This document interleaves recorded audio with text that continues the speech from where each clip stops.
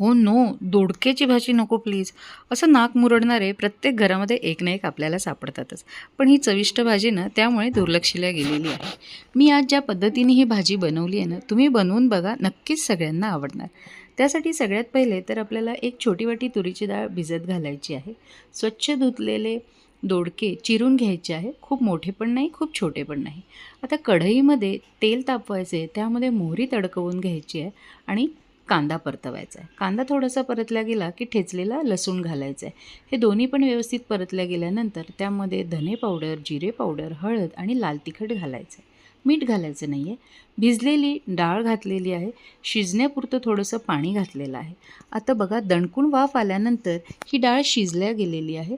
त्यामध्ये आता चवीनुसार मीठ घालायचं आणि चिरलेले सगळे दोडके घालायचे आहेत.